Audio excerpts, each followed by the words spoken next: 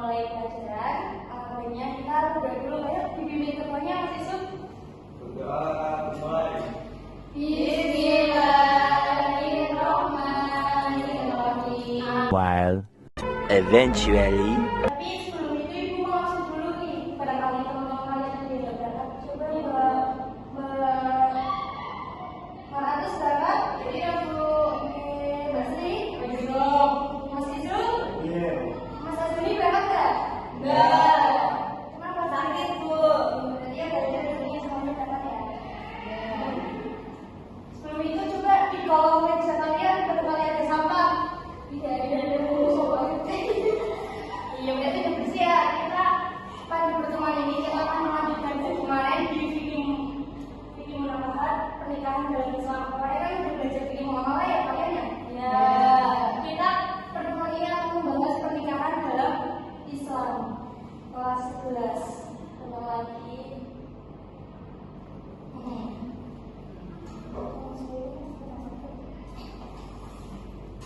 Sebelum ibu masuk ke materi, ibu mau tanya dulu nih sama kalian. Kalian kan sudah gede ya. Bentar lagi mau lulus, mau lanjut ke universitas, terus nanti kan menikah ya. Kira-kira kalian lebih bisa membedakan, kalian pernah nggak lihat di sekitar rumah kalian ada yang keluarganya cemara? Ya. Terus ada juga yang keluarganya sering konflik, sering berantem, ibunya bahkan sampai kadang ada yang pisah, bercerai. Kalian pernah lihat? Ternyata yang keluarga lain itu pernikahan yang bisa sampai cerai atau konflik itu didasarkan pada kurangnya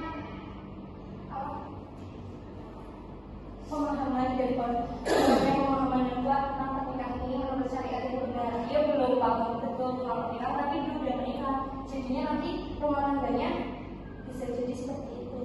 Untuk itu kita harus belajar ini dulu biar kita paham, kita tahu untuk bekal kita semua nantinya besok, ya biar kita mengerti bagaimana dia berdasarkan.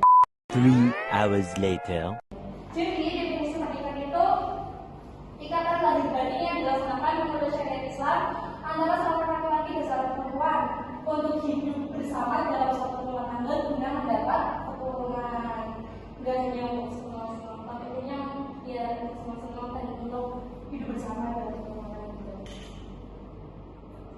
Nah, selanjutnya ada hukum menikah. Ada berapa mbak? Ada 5 bu.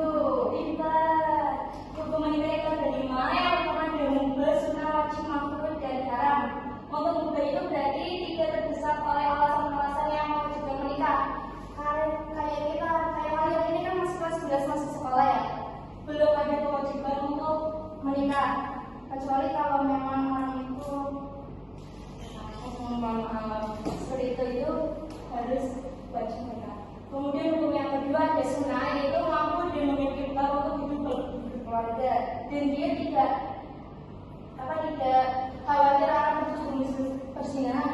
Dia udah mampu, dia memiliki bekal, sudah bekerja, sudah mapan, dan dia masih nggak apa-apa kalau nggak nikah nggak apa-apa gitu. Berarti dihukumi sunnah. Kemudian hukum yang ketiga ada wajib, itu ketika sudah dewasa dan memiliki bekal kita takut terjerumus dalam perzinahan.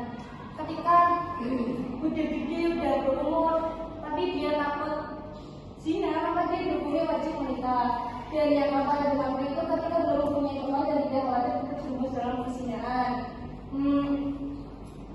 Belum memiliki bekal, belum bekerja, baru lulus dari SMA ini baru lulus, terus dia tidak khawatir terjerumus dalam perzinahan, itu dihukumi mampu menikah. Dan yang lain harus diharap ketika tujuan menikah untuk menyakiti istri atau sebaliknya, itu dihukumi haram.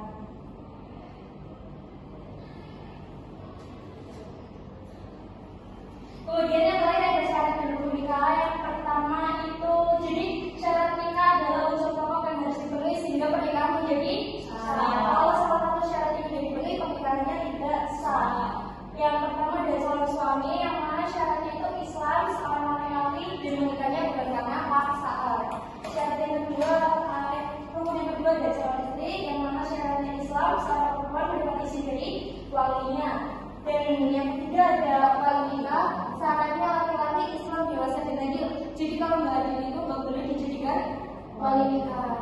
Yang keempat ada 2 orang saksi, syaratnya dewasa, balik akal, adil, dan melihat mendengar serta hadir di jebol tersebut. Tidak boleh menjadi saksi nikah tapi virtual kayak VC nomor gitu. Misalnya mamanya lagi di Jawa Timur, mereka di Jawa Tengah terus VC akan jelas, tapi yang menjadi saksi tidak boleh. Soalnya harus melihat dan mendengar di jebol tersebut. Dan yang terakhir ada jebol, sarannya menggunakan kata yang berhubungan nikah tidak dibatasi dengan waktu tertentu.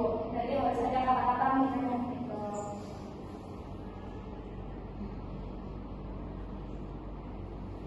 Bisa dimengerti, bisa dipahami? Bisa. Ada yang mau ditanyakan? Berarti udah bagus semua ya. Tapi ada pernikahan berapa usianya? 5. Buku menikah ada? 5. Ayo, jadi kesimpulannya itu pernikahan bukan tentang mencari pasangan yang sempurna, namun tentang seni memilih pasangan yang cocok untuk dan berkomitmen untuk saling mendukung serta memberi pendapat satu sama lain, karena kan panjang ya seumur hidup, yang kita makan sekali aja seumur hidup, jadi harus benar-benar memilihnya seperti itu. Mungkin itu saja yang akan kalian sudah paham. Tapi sebelum ibu mengakhiri, ibu mau beri tugas kalian dulu. Nanti ibu pilih kelas ini kan pelajaran mulai kelas 12 ya. Ya, pengen kita praktek mereka gimana? Kalian yang praktek nanti ada A few moments later. nanti kita diskusikan ke minggu depan ya. Intinya nanti dilihat ada tugas dari ibu di materi pelajaran ini untuk praktek nikah. Tapi kita bahas lagi minggu depan. Mungkin itu saja yang bisa saya sampaikan. Kurang lebihnya mohon maaf. Terima kasih. Kita tutup dengan membaca Alhamdulillahirabbil alamin. Terima kasih. Wassalamualaikum warahmatullahi wabarakatuh. Waalaikumsalam warahmatullahi wabarakatuh. Hour later. A few moments later.